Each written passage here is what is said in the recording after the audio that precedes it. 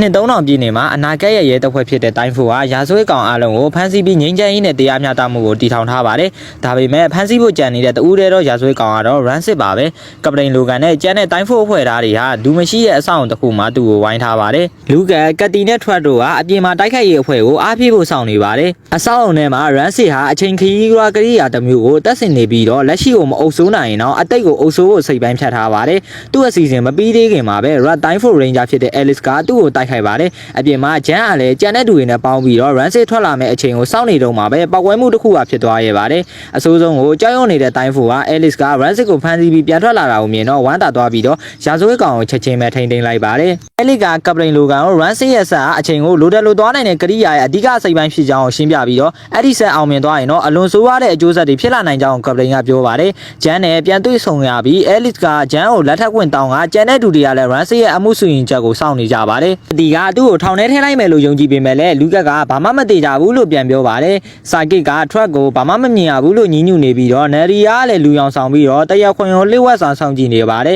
။တရားသူကြီးအဖွဲ့ကသူတို့ရဲ့စီရင်ချက်ကိုချမှတ်လိုက်ပြီးတော့ run စစ်ဟာဆွဲချက်အားလုံးအတွက်အပြစ်ရှိကြောင်းဆုံးဖြတ်ကတတတာရေးခဲထားဖို့အမိန့်ချလိုက်ပါတယ်။ကပတိန်လိုကန်ကဂျန်ကိုမင်းနဲ့မင်းအဖွဲ့ကိုယုံကြည်ပါတယ်။ run စစ်ကိုအချိန်မီရောက်ဖို့ပေးပါလို့ပြောလိုက်ပါတယ်။ဂျန်ကစိတ်မပူပါနဲ့ကျမတို့ကိုယုံကြည်လိုက်ပါလို့ပြောပြီးတော့စတင်ထွက်ခွာလာပါတယ်။ဗန်နဲစရာကောင်းတာကပိုးဆောင်နေစင်မှာပဲနာရီယာနဲ့ဖရက်တို့ကဂျားဖြတ်တိုက်ခိုက်ပြီးတော့ run စစ်ကိုလှုပ်ပေးလိုက်ပါတယ်။ run စစ်ကဂျန်ကိုအနာဂတ်မှာအန်အောစရာနဲ့ပြင်းထန်နေတယ်လို့ပြောပြီးတော့ဂျန်တတိလစ်သွားက run စစ်နဲ့သူ့အဖွဲ့သားတွေကလည်းထွက်ပြေးသွားကြပါတယ်။ဂျန်နဲ့ကျန်တဲ့သူတွေကလည်းတတိယလာတဲ့အခါကပတိန်လိုကန်ကိုတိုက်ခတ်ခံရတဲ့အကြောင်းပြောပြတော့သူတို့ရဲ့ပြက်ကွက်မှုကြောင့်ကပတိန်ကသူတို့ကိုတာဝန်ရနေပြီးတော့ရပ်ဆိုင်းလိုက်ပါတယ်။ကထွက်ကိုဆွဲကင်ပြီးတော့ run စစ်ထွက်ပြေးဖို့ကြံစီနေတာကိုဘာလို့မပြောတာလဲမင်းတို့ဇိုင်းဖရက်နဲ့လူမျိုးတွေကစိတ်ဖက်တတ်တယ်မဟုတ်ဘူးလားထွက်ကငါလည်းအသွေးအလုံးကိုမကြားနိုင်ဘူးလို့ပြောလိုက်ပါတယ်လူကအပြစ်တင်နေပဲလေကတီကတော့သူ့ကိုကာဝယ်ပေးပါတယ်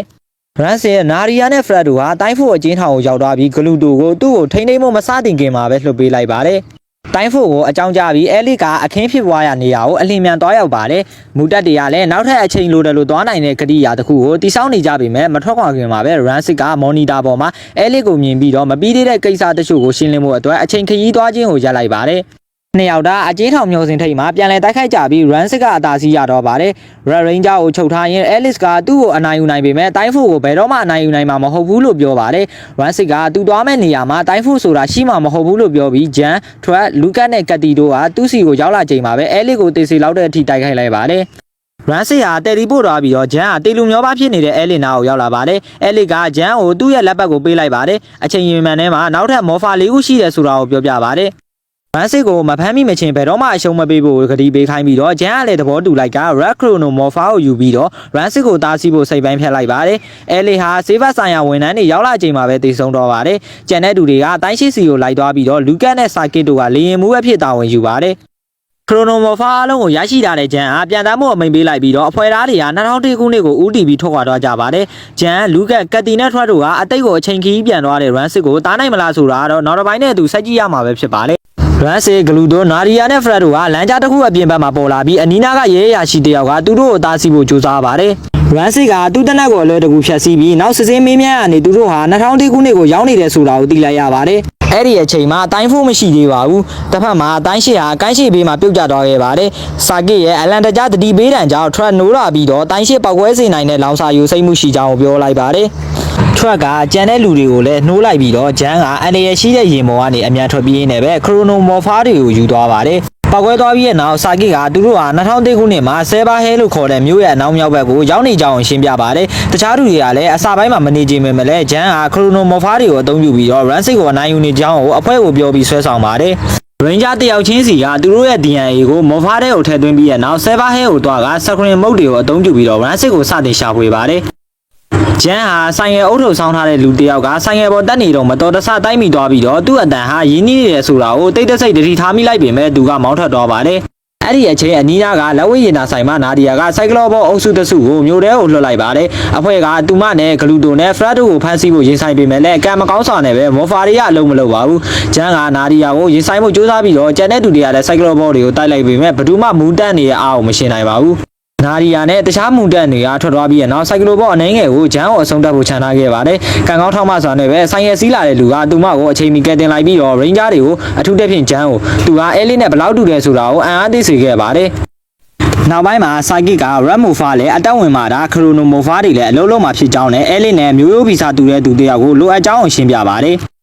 ်ကတိကဆိုင်ရစီးလာတဲ့လူကိုအကူအညီတောင်းဖို့အကြံပြုပေမဲ့လည်းဂျန်ကတော့ဝင်လေးနေခဲ့ပါတယ်ဒါပေမဲ့ဂျန်က West Colan လို့သိရတဲ့အဲ့ဒီလူကိုသူ့ရဲ့အိမ်ကြီးမှာရှာတွေ့သွားပါတယ်မိုဖာဆိုတာဘာလဲသူတို့ဘာကြောင့်သူ့အကူအညီလိုတာလဲဆိုတာကိုဂျန်ကရှင်းပြတာကိုနားထောင်ပြီးရဲ့နောက်သူကသူမကိုယူနေတယ်လို့ထင်သွားပါတယ်ဒါကြောင့်ဂျန်ကဒေါရတကြီးနဲ့သူဟာအဲလစ်နဲ့ဘာမှမဆိုင်ဘူးဆိုတာကိုအော်ပြောလိုက်ပါတယ်စွမ်းမရှိပဲ Rancid နဲ့သူ့ရဲ့လက်ပါစီတွေကိုတိုက်ခိုက်နေရတဲ့အဖွဲ့ဟာသူ့ရဲ့ဂရုဏာအောက်မှာရောက်နေပါတယ်အဲ့ဒီအချိန်မှာ West ကသူမရဲ့ဇလန်းကိုယုံကြည်လာပြီးတော့ရောက်လာပါတယ်ဂျန်က West ကို Red Mofa ကိုပေးလိုက်တဲ့အခါ Mofa က West ရဲ့ DNA ကကိုက်ညီကြောင်အတည်ပြုပြီးတော့ Mofa 5ခုစလုံးကိုလော့ဖွင့်ပေးလိုက်ပါတယ် Rancid နဲ့ Nadia တို့ဟာဒါကိုတတိထားမိသွားပြီးတော့ Rancid က West ကိုအဲ့လိုမှားထင်ပြီးသူတစ်ခါသူ့ကိုဖျက်ဆီးခဲ့ပြီးနောက်တစ်ခါလည်းဖျက်ဆီးအောင်မယ်လို့တတိပေးလိုက်ပါတယ်West က Rancid ဘာပြောနေလဲဆိုတာကိုနားမလည်ပေမဲ့ဂျန်ကဒါဟာသူ့အတွက်ရေးမပါဘူးလို့ပြောပြီးအဖွဲ့သားတွေကပထမဆုံးအကြိမ်တိုင်းဖိုရိန်ဂျာအဖြစ်အသွင်ပြောင်းသွားပါတယ်ဂျန်ကစိုက်ကလိုဘောတွေကိုတိုက်ခိုက်နေတော့ West ကိုပါဝါဝစ်စုံနေတဲ့အကြောင်းပိုရှင်းပြပြီးတော့သူ့အကူအညီကြောင့်ပဲနောက်ဆုံးမှသူတို့ကိုအနိုင်ယူနိုင်ခဲ့ပါ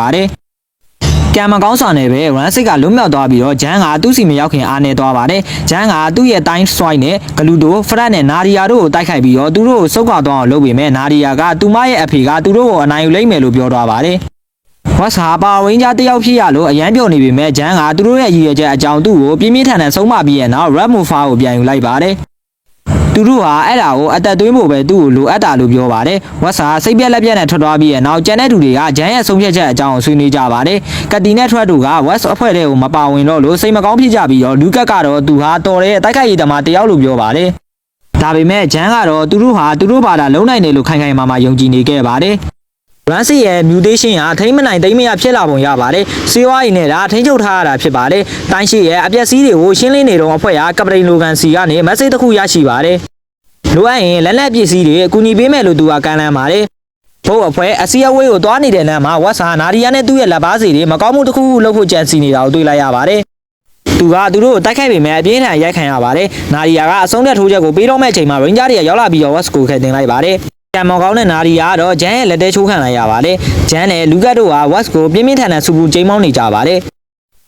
Ranger ကိစ္စတွေမှာဘလို့ဝင်မပန်းတင်ကြောင်းသူ့ဘဝမှာဘယ်ရအတွက်နဲ့မှဘယ်တော့မှမတိုက်ခိုက်ခဲ့ဘူးတဲ့ကြောင်းနဲ့သူဟာလူကြီးသားလေးတယောက်တာဖြစ်ကြောင်းပြောပါတယ်။ West ဟာဒီအချိန်မှာကိုယ့်ကိုတန်မိုးမရှိဘူးလို့ခံစားနေရတယ်လို့စိတ်သက်ကြပြီးနာကျင်နေပါတယ်။အဲ့ဒီအချိန်ထွက်စကားခိုးလင်းရဲ့အိမ်ဝင်ထဲကိုခိုးဝင်လာပြီးတော့ဂျန်ရဲ့တဘောထားနဲ့သူ့ဘောရိုးသားမှုမရှိပုံကိုရှင်းပြပါတယ်။ဂျန်ပြောခဲ့တဲ့ West အကြောင်းတွေကမှားယွင်းတယ်လို့လည်းပြောပါတယ်။ထွက်စကားအဲလစ်အကြောင်းနဲ့အဲလစ်ဟာမသိဆုံးခင်ဂျန်အတွက်ဘလောက်အထူးခြားလဲဆိုတာကို West ကိုဖော်ထုတ်ပြခဲ့ပါတယ်။ဂျန်ကသူ့ကိုပထမဆုံးအချိန်တွေ့ဆုံပြီးသူ့ကိုစိတ်ပြတ်ခဲ့ပုံကိုတဘောပေါက်သွားတဲ့ West ဟာသူမနဲ့ပြန်လည်းသိမြတ်ဖို့အတွက်ခိုးထွက်သွားပါတော့တယ်။ West ဟာဂျန်ကိုတိုင်းရှိအပြည့်စည်ရနာမှာရှာတွေ့ပြီးသူတို့ကိုကူညီဝင်တောင်းဆိုပါတယ်။သူဘယ်အတွက်မှမတိုက်ခိုက်ခဲ့ဘူးပေမဲ့အခုမတိုက်ခိုက်နိုင်ဘူးလို့မဆိုလိုကြောင်းပြောပါတယ်။ဂျန်ရဲ့အဲလစ်တည်ဆုံမှုအပေါ်ဝမ်းနဲ့ပူဆွေးမှုကိုထွက်ကနေတဆင်ဘလို့တီးခဲ့ရလဲဆိုတာကိုလည်းသူမျှဝေပါတယ်။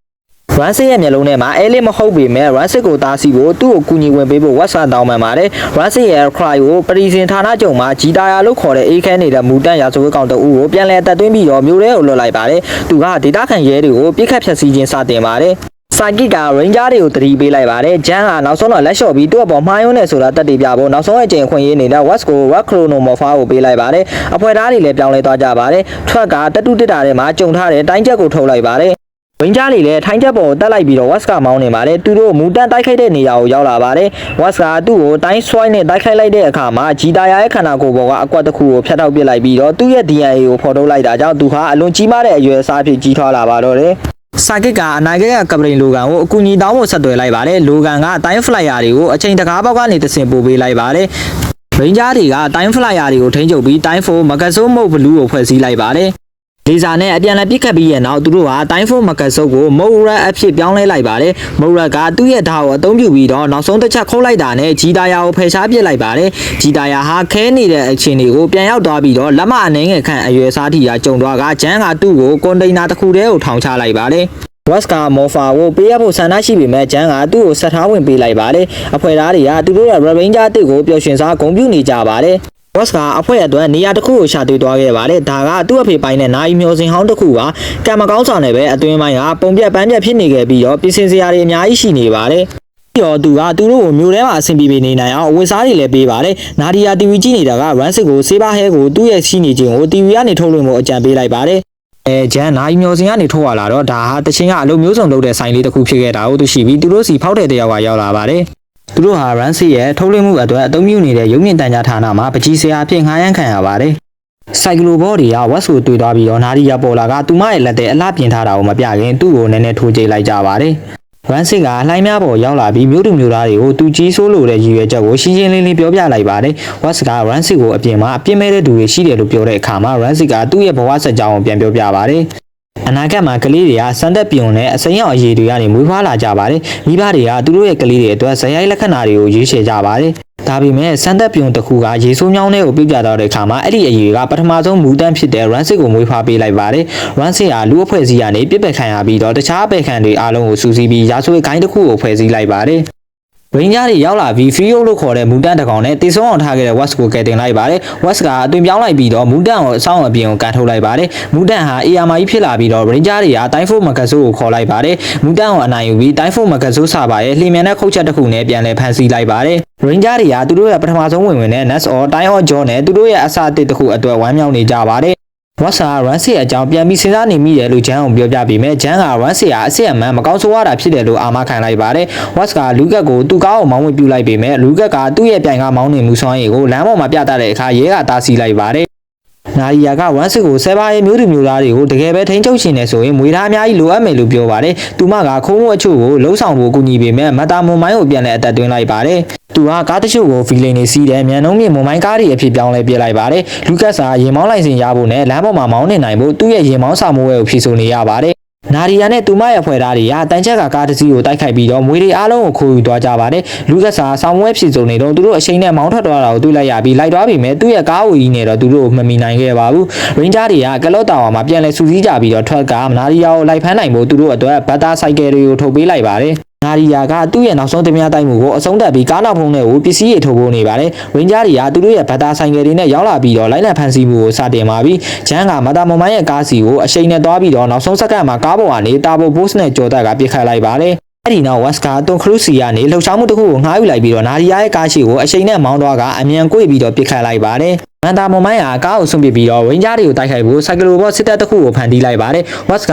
သူ့ရဲ့ခရိုနိုဆာဘာကနေအမခန်းကြီးမှတဲ့ပြစ်ခတ်မှုတစ်ခုနဲ့စိုက်ကလိုဘော့အများအပြားကိုဖယ်ရှားပစ်လိုက်ပါတယ်။ကက်တီနက်ထရက်တို့ကသူတို့ရဲ့ Vivalestar ကိုအသုံးပြုပြီးတော့စိုက်ကလိုဘော့အဖွဲ့ကိုအကြီးကျယ်ထိခိုက်စေခဲ့ပါတယ်။လူကနဲ့ West တို့ကမန်တီမွန်မိုင်းကိုနှစ်ယောက်ပေါင်းပြီးတော့တိုက်ခိုက်ကြပါတယ်။သူ့ပတ်လည်မှာလှဲပတ်ပြီးတော့လေထဲမှာတိုက်ခိုက်ကြပါတယ်။စာကိစီကနေလှိမ့်မြန်စွာဒေါင်းတော့လုပ်ပြီးတော့ Ranger တွေက Volta Blaster ကိုဖွဲ့စည်းနိုင်ခဲ့ပြီးမူတန်ကိုပစ်ခိုင်းလိုက်ပါတယ်။ဒီလိုတိုက်ခိုက်မှုကြောင့်သူဒေါ်လာထပ်ပြီးတော့အလွန်ကြီးမားလာပါတယ်။ဒါပေမဲ့ Ranger တွေကတိုင်းဖို့မကဆိုမိုးရန်နဲ့သူ့ကိုအလွယ်တကူအနိုင်ယူလိုက်ကြပါတယ်။လူကက်ကသူ့ရဲ့ရင်မောင်းဆောင်မှုဝဲကိုထပ်ပြီးဖို့ DNW ကိုပြန်သွားရပါတယ်။ဒါပေမဲ့သူမတော်တဆတင်နန်းပေးသူကိုလန်သွားစေခဲ့ပါတယ်။တင်နန်းပေးသူကသူ့ကိုမှတ်မိသွားပြီးတော့ကြောက်လန့်တကြားထွက်ပြေးသွားပါတော့တယ်။ဒီအပိုင်းလေးကတော့ဒီမှာပဲပြီးဆုံးတော့ပါပြီပိုကောင်းတဲ့နောက်တစ်ပိုင်းမှာပြန်တွေ့ကြပါမယ်